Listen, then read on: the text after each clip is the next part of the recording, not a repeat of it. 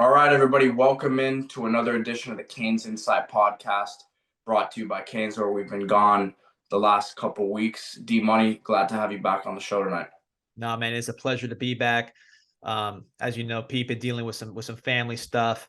My niece passed away. It's been a nightmare for the family for the last 2 weeks, but really just moved by the support of the community, including the CanesInSight community. I posted the fundraiser for St. Jude's on the website. It's here. The link is in this YouTube link. It's also on the website. Raised almost $400,000. Maybe one of the listeners to this podcast can put us up over 400,000 for St. Jude's.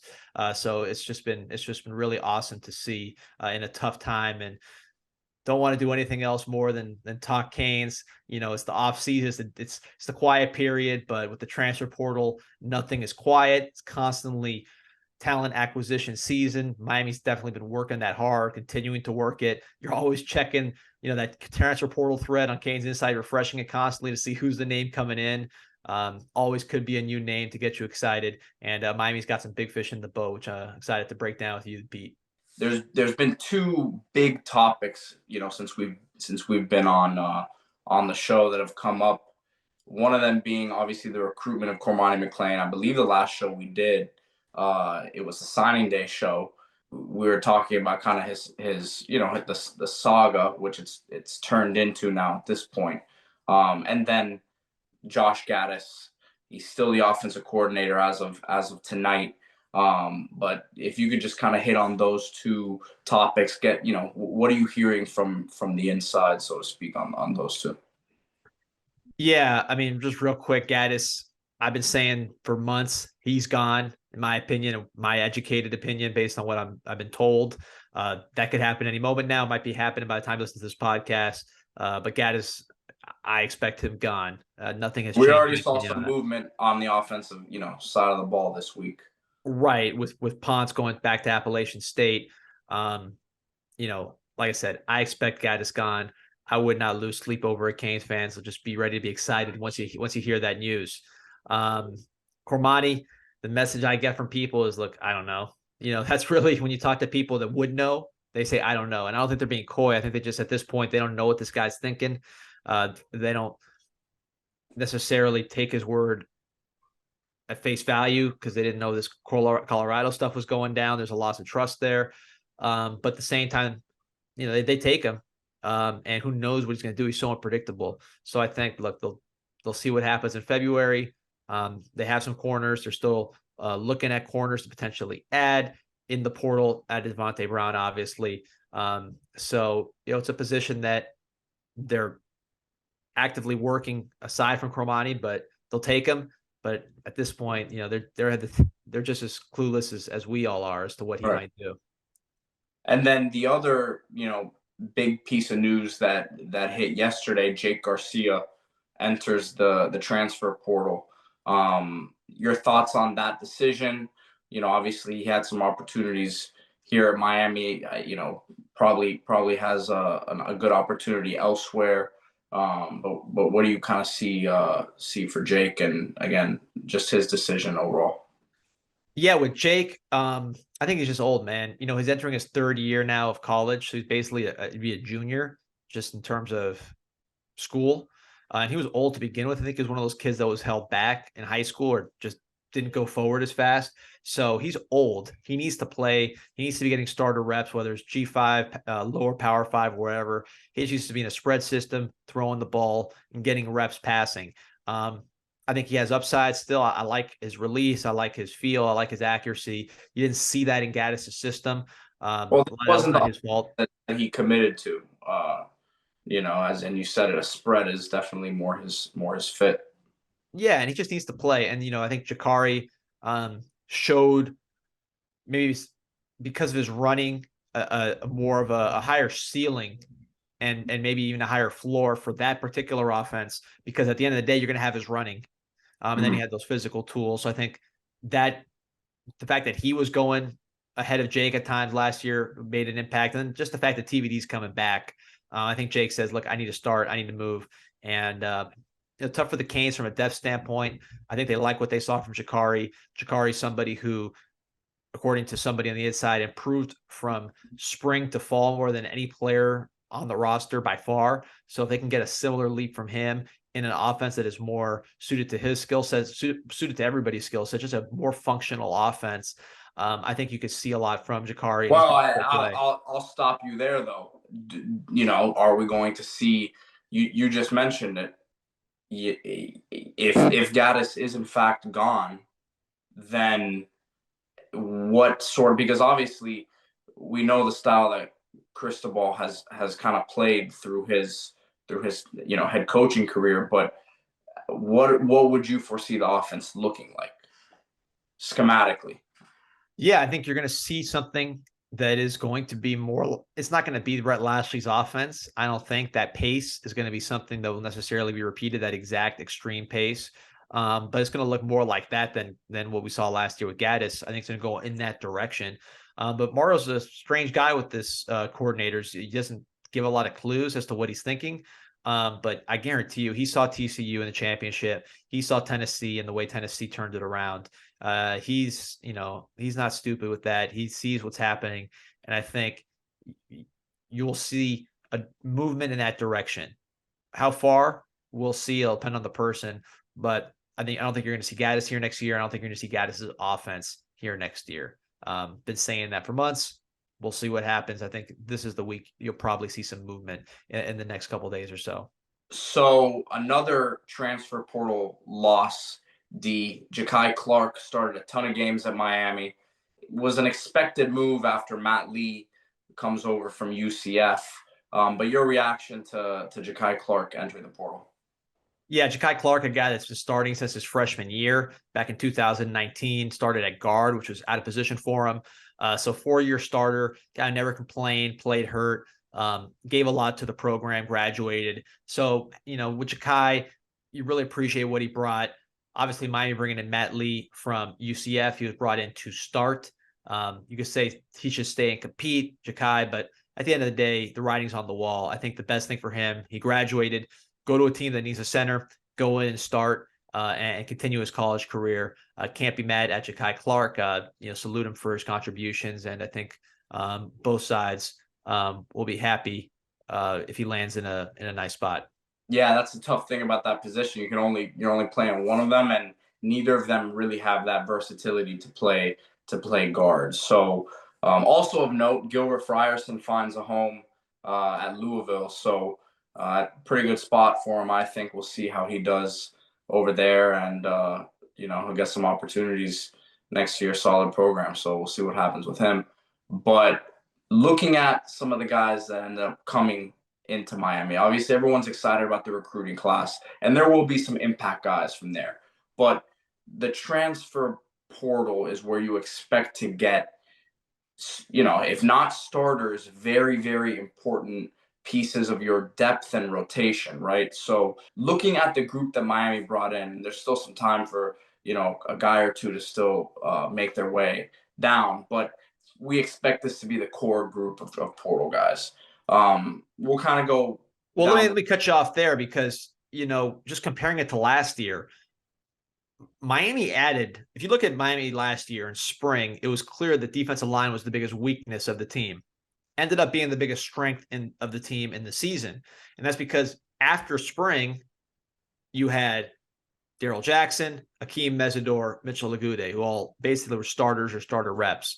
So it's not done, but Miami's further along, in my view, than last year as far as what they have in the boat.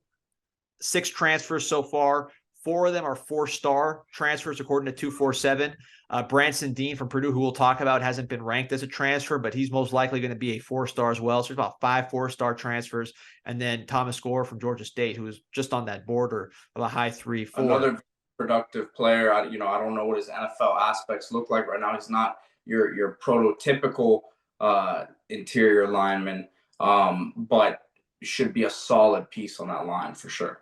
Yeah, and for comparison, last year, the only 4-star transfer that Miami landed, according to 247, was Mesidor, which was after spring. So Miami's much further ahead as far as blue chip, highly pursued transfers at this stage. They're going to compete in spring, but they can still add more. Obviously, receiver is going to be the hot topic. That's where they need to add somebody or two individuals at that position, and then a big body defensive tackle. But a lot of the work has been done, and it's been quality additions who we'll talk about. So we'll just go down the list. Matt Lee, who's the most recent addition, coming over from UCF. I know everyone's excited about him having a highly graded season on PFF and all that. But what did you see, or what have you seen in your time watching him? Yeah, so Matt Lee, first, so I popped in the tape, watched the Cincinnati game, Tulane, and a couple others. And really, what jumps out to me with Matt Lee is, first of all, his size. Now, I don't know how much of it is because he's at the G5 level, but he listed at 6'4", 6'3". I think he looks about that, barrel-chested kind of guy. Definitely a bigger body type than a Ja'Kai Clark. And then you watch him in the games, and he's a people mover. I was kind of expecting since it's G5, I was expecting a lighter, maybe an undersized, athletic type of guy, but that's not him. He is big and he can move people. Yep. Yeah, and he's a knee bender and got a strong anchor. A lot of centers you see get knocked back because they're snapping the ball, they're a second behind, and they're usually not the strongest guys on your line. This is a guy who he's able to anchor down, bend his knees, and really hold guys up and not give up an inch. And then when he is, on double teams or when he's just, drive blocking, this guy can move people back. So the physicality, the ability to anchor down in pass protection, the awareness in pass protection, he knows who to block. He's smart when it comes to stunts and twists and all those things. So he's somebody that I think is going to improve the physicality of the offensive line right away.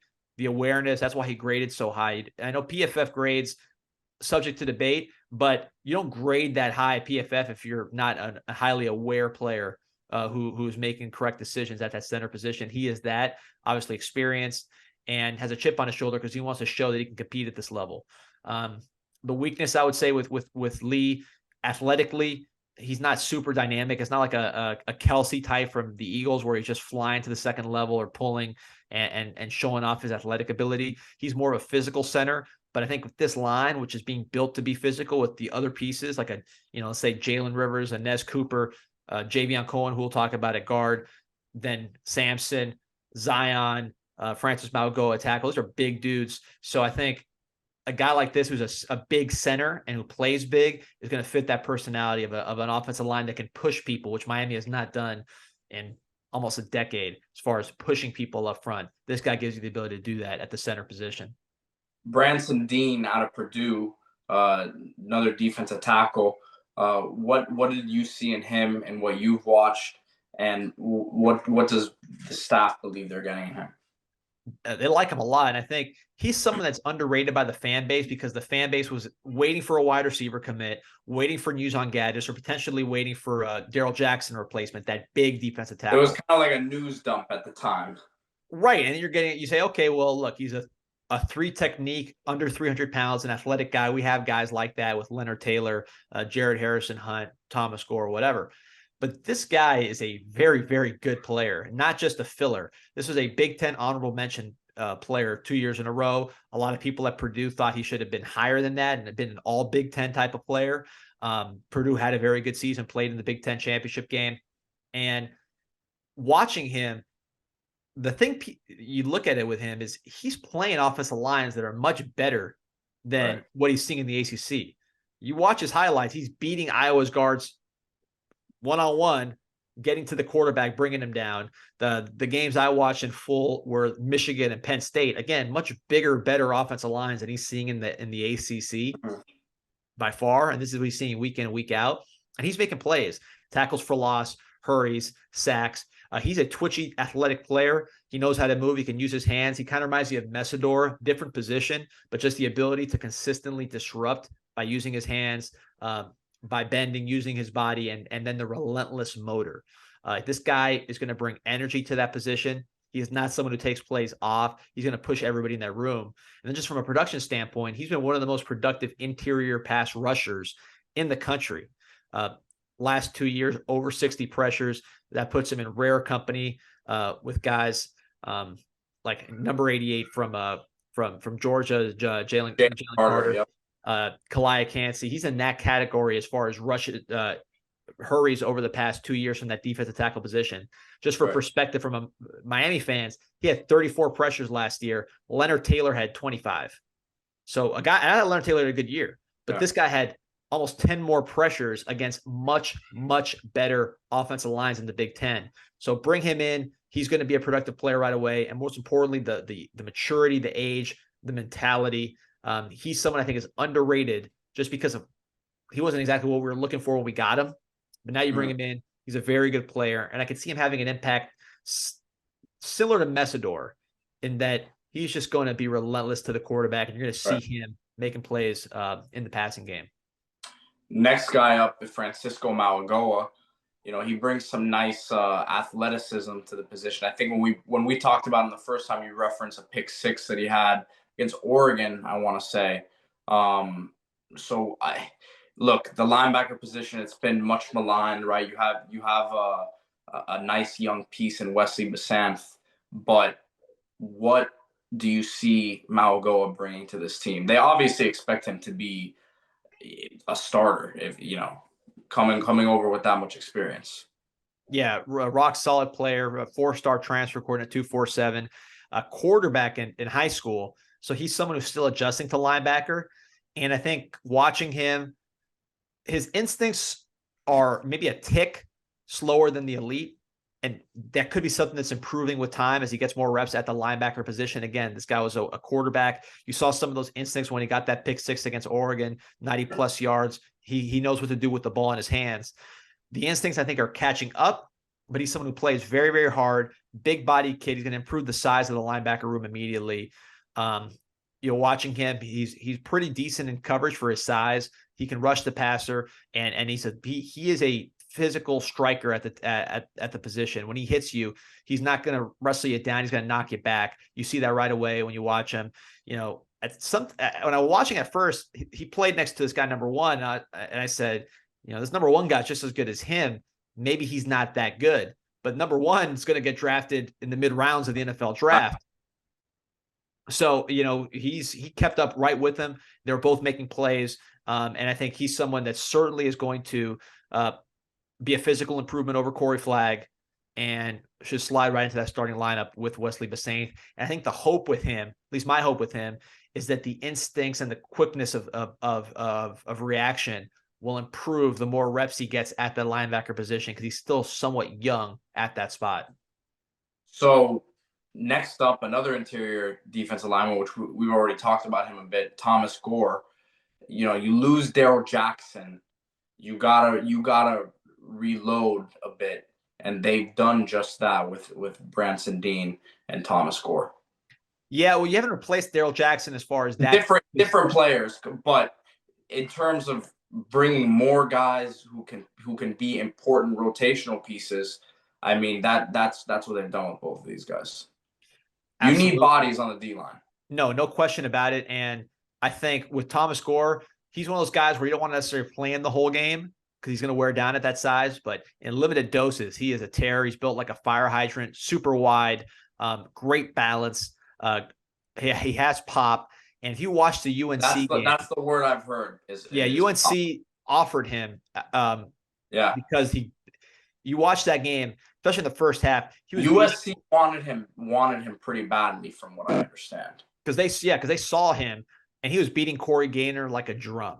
I mean, he was killing Corey Gaynor consistently in that game. And it's people who are Canes fans say, "Oh, Corey Gaynor." Well, Corey Gaynor started in the ACC championship game for the spot we're trying to get. He was a starting center, so and he's coming back. So you'll probably see him again with our biggest competitor in the ACC. So if you could dominate him, that's going to help Miami Hurricanes in the ACC. And I think watch that tape. You see it with him. I think as the game went on, less is more with Gore, again, because of the size. But with this team, you have Leonard Taylor, you have Dean, you have Harrison Hunt. You don't necessarily need Gore the whole game. But in doses, pass rushing downs, and just kind of being that bullpen guy, that fastball out of the pen, I think he can bring a lot of energy. And if you watch his Georgia State tape, one thing I noticed, he was lining up nose to nose. Like when he was going against Gaynor, I mean, he was nose to nose with Gaynor. He was not playing over guards. He was not a 3 technique. And one of the reasons he came to Miami was to be that 3 technique and really be unleashed with his athleticism. So there might be another level to his game that we haven't seen just because of role. So that's going to be interesting to watch as well. And we'll see him in spring right away. Definitely. The last 2 guys here that we're going to discuss, and I think we've talked about both of these guys when they committed, but Devontae Brown, Miami really went at UCF hard this offseason to take 2 of their best guys. But Brown at the corner spot, he's a guy who, I've heard some good things from the NFL scouts on him before this year. I had people telling me he was the best corner prospect in the state of Florida, which obviously we see Tyreek Stevenson. He's going to be going to the Senior Bowl. He has a chance to be, a top 50, top 100 pick in this thing. So to say that Brown was the best corner prospect in the state before the season says a lot. I think he had a bit of a disappointing year, and the biggest thing that he's going to need to do is continue to put weight on. The strength and conditioning program in Miami is going to have to go a long way for him. But being more physical, both in the run game and just in coverage, but his coverage skills and his speed with his length, it's a dangerous combination. Yeah, and I think you mentioned it. The speed and length is really the thing with him. There is some lower body stiffness, I feel, but that's at 6'2". That's not unusual. He's a straight line guy, and he's really looking to bounce back. 2021, he was considered one of the best cornerbacks in the Southeast, according to PFF. Took a step back last year, so he has a lot to prove if he wants to go play at the NFL. And I think this is a perfect opportunity for him, given the depth chart. So excited to see what he brings. We'd like to see some physicality from him. Just really go for it as an older player. And you'd like to see an improvement over Ivy. Ivy did some good things. Obviously, didn't had some not so good moments. I think Brown's going to give you an improvement in the speed category. If you're comparing those 2, I think Brown's faster than Ivy at a similar size. If you're just doing that straight comparison, or at least he plays faster. So, and Brown has some versatility where he can be a boundary corner, but the NFL people really like his ability to cover in the slot, which is such a to have a guy at his length who they believe can cover the slot guys is a huge weapon as well. Yeah, no, and we'll see what that position ends up at as far as who else comes in. If they bring in another transfer corner and another high school corner with Cormani, but they have young guys there. Chris Graves is someone who I think really needs to step up, and is someone they're looking to step up this spring and in the offseason. So it's going to be an interesting position to watch. But having a veteran like Brown, who, in a perfect world, maybe he does move inside. Now you have a lot of size in the defensive backfield with a guy like Graves sliding on the outside. A lot of options there, but they needed someone at that position, and he brings you proven production, but also upside. There's still some meat on the bone there, given what he can do, and he's shown in flashes. So Javion Cohen, arguably the biggest get for Miami in the portal D, coming over from Bama. Yeah, it's a Bama guy, but this is a guy who was an entrenched starter over there at the biggest position where Miami really needs to make a change at if we want to see them get where they want to get to in the next year or 2, right? So what is Miami getting in him in terms of bringing a starter from Bama? What do you think that's going to do for the O-line? I can tell you this is a guy who, from what I've heard, is on the NFL radar already. Like I said before on the show, they're not really scouting these guys unless they know they're coming out to school. So it's not like there's in-depth reports on him. But he passes the eye test. He has the athleticism. He has the size, which you can't say that about every lineman that has come out of Miami the last few years. Some of them don't have either, right? So you're getting a guy who's a total package in that respect. But coming over from the consistently one of the top 2 or 3 O-lines in the country, that mentality, how do you think that's going to impact this team moving forward? Huge. And he's seen it all. When I put in the tape on him, teams like LSU this year, Georgia last year, guys like Jordan Davis, he's seen the best of the best, and he's been in the biggest moments. That's really since he was a young player. I believe he was a freshman all SEC. So he got in quick, and he's been playing. The IQ stands out to me. First, the body type, obviously, 6'4", 300 plus. He looks like a Bama offensive lineman. He can bend. He's coordinated. But what jumps out to me is he knows what he's doing out there. Again, stunts, twists, like Matt Lee. When it comes to the stunts and the twists, he knows what he's doing. He can pick them up. Technically sound, a knee bender, probably better in pass protection than in run blocking, in my view, with him. But he's somebody that has seen it and is going to step right in with NFL aspirations. And when you look at the guard position for Miami, if you go back to even 2014 when Nick Linder had to step in at guard and start a couple games, we've had a problem putting centers and center body types at guard. Huge problem last year. You had whether it was Justice Oluwasuin or, Delone Scaife starting games at guard when I thought he was really a center body. Ja'Kai Clark, you mentioned it earlier in the show. Ja'Kai Clark is a true freshman, right? Yeah. Logan Sagapovala, the guy they brought in from Oregon last year, 6'2", 6'1". You can't win big with these 6'1", 6'2" guys starting at guard. Lawrence Big Baby Seymour. That just can't happen. So now you look at Miami going forward this year, you have obviously Javion Cohen lined up to start. Then you have Jalen Rivers and Inez Cooper, who are both huge athletic guys who have flashed real ability, big time ability. So that guard position now is looking a lot stronger. You can always move a guy like Maugo or Sampson over there as well. So you got enough body types there that you can say, all right, we don't have to start a little guy right. Guard this year. That's going to make a huge difference, I think, on the way the team looks. You also have Frankie Tinalau and Tommy Kinsler on the up in terms of potentially playing a little bit of guard. So you don't have to worry about these little guards anymore, these little centers who are playing guard at Miami. It's going to make a huge difference to have real big-bodied centers. Obviously, big-body guards, starting with Javion Cohen, sort of being the leader of that group as someone who's played, seen it all, and knows what he's doing out there. Bunch of guys from that group. I mean, pretty much all of them, I think, will be a huge part of the team. And, they seem to be pretty aggressive in the portal early, which we expected them to be. And probably will be another wave at some point after spring ball. Yeah, like I said before, Miami landed probably its best portal players after the spring. You don't need to add a ton for Miami. It's more about quality. And one thing about portal recruiting, I was talking to some of my people down there at Miami, and they're saying, look, this is not high school recruiting where you can map everything out and say, these are the guys we want, this is what we're going to do, and have a whole plan. A lot of this comes as it goes. They can't force people to go in the portal. They don't know what is going to come in the portal. They have to be somewhat reactive because that's just the nature of the game. And they got to evaluate those guys when they come in, not just the football player, but the academics, why they went in the portal, disciplinary issues, etc. So you can't just say this is what we're going to do. I think what they've done is they've plugged a lot of needs, added high quality players. Again, probably at least 4 blue chip transfers according to 247, probably more like 5 once Branson Dean gets reevaluated. Gore very close to that level. So they brought in a lot of quality talent, plugged in immediate needs. Now, wide receiver, obviously still working on Gary Bryant. My understanding is he had a great visit here, and let's see where that goes. He sees the opportunity. That's a very real possibility. Turn the roster over. There's like 40. It's gonna be about 40 new guys on the team. Yeah. That's where it'll ultimately land. I think just in terms of coming in spring, you're talking about 24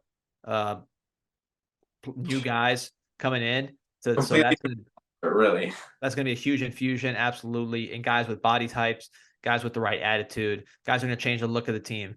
The team you saw in spring last year that was playing a lot of walk-ons, particularly on the defensive line, that's not gonna be what you see here in this spring.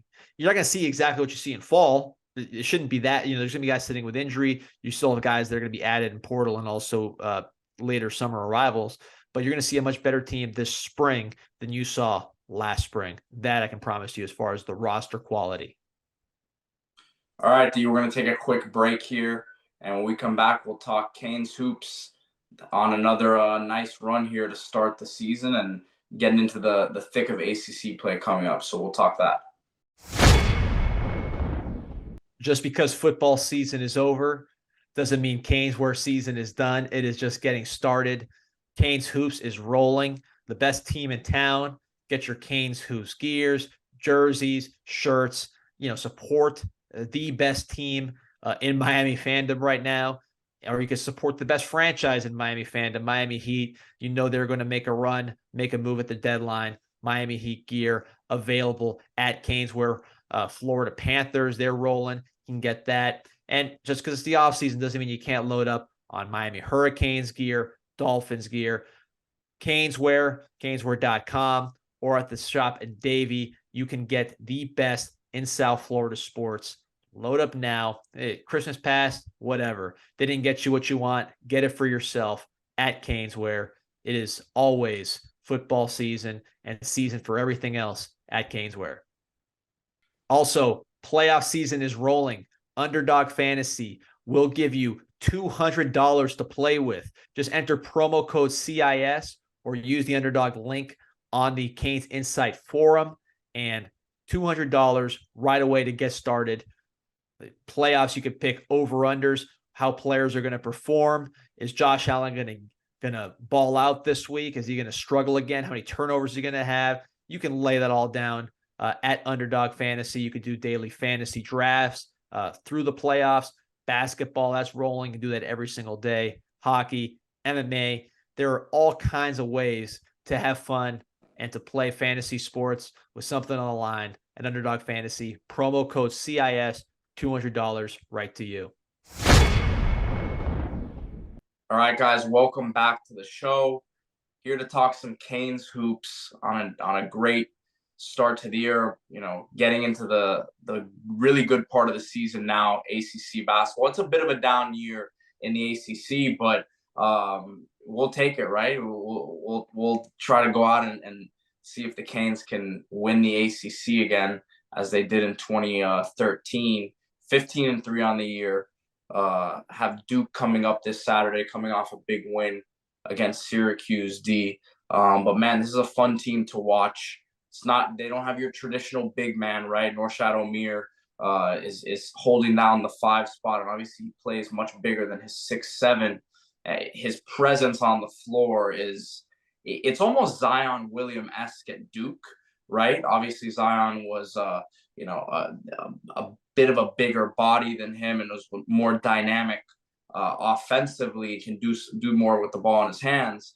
But I get that sense when he's on the floor, and defensively, he's not going to be the biggest guy on the floor. There's always going to be someone on the other team pretty much bigger than him. But man, he brings a nice presence out there.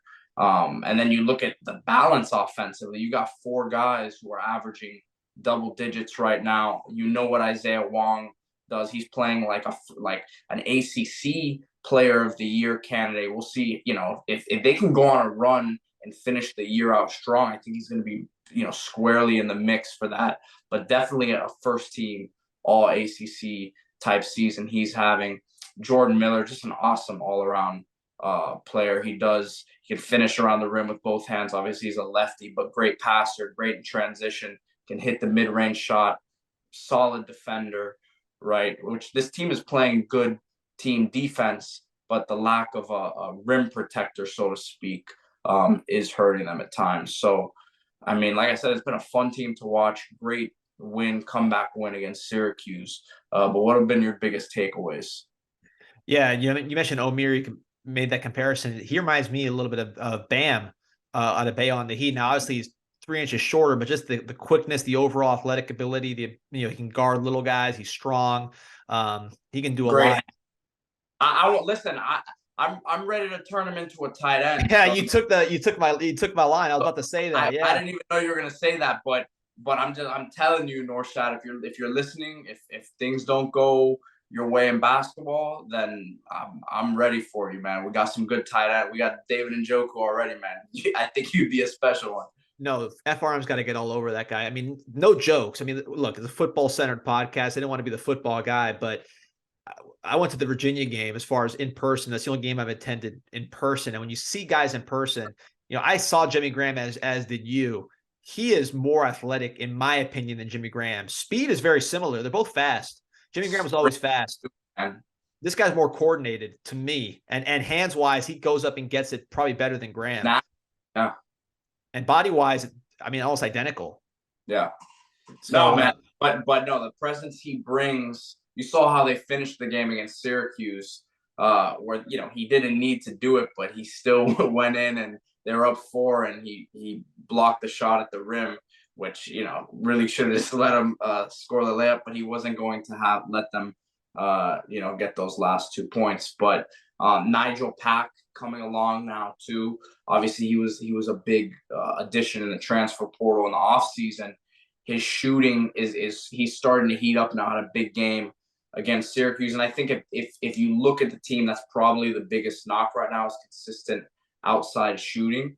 But they're able to score in transition. They can get to the hoop at will because they're spreading you out, right? Pretty much they have four out, most possessions. And then you're getting contributions, not just from those guys that we just talked about, but Wooga Poplar has taken his game to another level. Harlan Beverly now coming along. Obviously didn't play last year, had that back injury, had a slow start to the season. You're talking about a deep team now. I mean, some of these teams that have gone on runs in the past at Miami have been 6-7 man teams. You're getting to the point with this team where you can really trust 8 to 9 guys to play a very important role. Yeah, and that fifth starter or that fifth finisher, let me say, has changed. Whether it's Joseph or it's Poplar or lately it's been Beverly. You don't know who that fifth guy is going to be to finish the games. And Joseph is another one that I didn't even bring up, that he's been defensively been awesome. Is a really takes care of the basketball. And his shot has improved. He's another one whose shooting has improved big time. So it's a deep team. If you go back and you look at Larrañaga's best Miami team, obviously the 2013 team, that was a big team. You had multiple centers or center bodies between Kadji, Reggie Johnson. You had big guys. And then don't forget Julian Gamble as well. And then a point guard in Larkin. I think this team is much more like Larrañaga's Final Four team with George Mason, where you had a lot of guys around the same size, physical, athletic, good at defense, but you didn't have a true center. You just had a lot of 6'6", 6'5", 6'8" kind of guys, and they work together as a unit to beat bigger teams. I think that's what you're seeing with this team. I was at the Virginia game I mentioned. I was at they match Virginia's physicality step to step. Now, obviously, a game like Syracuse, you see the big guy go off, and you wonder what's going to happen. But I think over the long run, I'd rather have a team that is united and playing team defense with quickness and athleticism and strength and length, even if they're not 7 foot, but they're connected and playing together. I'm excited what these guys can do on the defensive end. I think they're physical enough to make up for the lack of size in the long run. You compare it to last year, you lose a little bit of 3-point shooting with Charlie Moore and with Wardenberg, but the guys you're replacing them with, particularly Omier replacing Wardenberg, you're getting more physical and more athletic. Right. I think that's going to shine through as these games go on. Obviously, I have Duke on Saturday, coming off a big win against Syracuse. Had the tough loss in overtime. Jordan Miller had the game tying 3 on Saturday against NC State, but they couldn't pull that one out. But have a chance to do what it seems like they do every year, right? Go into Cameron Indoor and knock Duke off. It just seems that I would say Coach L has Coach K's number. Obviously, Coach K is not the coach anymore, but Coach L does seem to like the road games there at Duke. So big opportunity, which look, they're ranked 17 now, right? But it always seems like they don't get the national attention until they beat Duke, right? So if that happens, I would expect them to be back up in that top 12, top 10, potentially pushing for it, even though they had the loss last weekend. But it's always nice to get some national buzz, with the basketball program on campus. So if they can do that, go on a nice little run, Florida State after that, they're down this year. But again, Leonard Hamilton always seems to have Miami's number as well. So we'll see what happens here over the rest of January, and then obviously the fun stretch of the year, February through April there. So should be fun watching these Canes continue to grow, coming off that Elite Eight, season last year. Coach L retooling, brought in some new pieces, but really relying on a lot of the core guys between Wong, Jordan Miller, Anthony Walker coming back from last year to still be a big part of this team. So we'll see what happens for the Canes moving forward. But yep, it was nice to have you back today, D. Talking all things Canes football and now Canes hoops, which we'll continue to do moving forward. Feels good to be back, and there's no more off season with this portal. So we'll keep it rolling right until spring practice. It'll be here before we know it, and we'll be talking about pads hitting again. So excited, man. Go Canes. That's it.